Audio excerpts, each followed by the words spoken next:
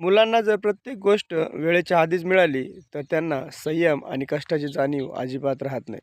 त्यामुळं पालकांनी मुलांना कष्टाची जाणीव करून द्यायला हवी.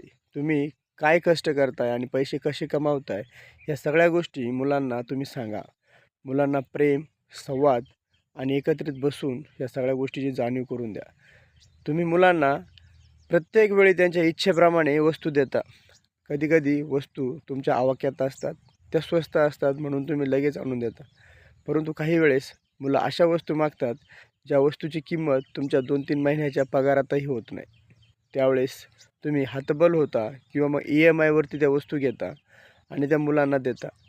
हे मुलांना अजिबात माहीत नसतं, की यासाठी वडिलांनी किती कष्ट घेतले किंवा वडील यासाठी 12 घंट्याची आता 16 घंटे ड्युटी करतात आहे. कारण घराचा हप्ता, EMIचा हप्ता, गाडीचा हप्ता अशा अनेक गोष्टी असतात आणि ह्या गोष्टी मुलांपर्यंत माहितीच नसतात.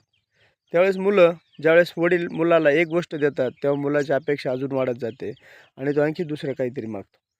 अशा वेळेस मुलांनी किंवा पालकांनी मुलांना घरात जवळ घेऊन त्यांच्याशी प्रेमाने संवाद साधावा. त्यांना सांगावा, की मुलांनो, ह्या सगळ्या गोष्टी तुमच्यापर्यंत येत आहे, यासाठी आम्हा दोघं नवरा-बायकोंना खूप कष्ट करावं लागतात आहे आणि आम्हाला आमचे स्वप्न, आमची हौस, आमच्या वस्तू सगळ्या त्याग करून तुम्हाला द्याव्या लागतात आहे. कधी-कधी एक वेळचं जेवणही आम्ही पोटाला पोटभर जेवत नाही, पण तुमच्या वस्तू तुम्हाला देतो.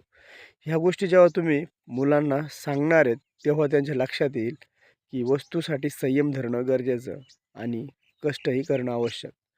कितीतरी मुलांना बिगर कष्टाच्याच आणि बिगर संयमाच्या वस्तू मिळतात आणि त्यामुळे ते हट्टी होतात आणि हट्टी असे होतात, की ज्याच्यामुळे कदाचित त्यांचा जीव जाऊ शकतो किंवा मग ते दुसऱ्याचा जीवही घेऊ शकतात.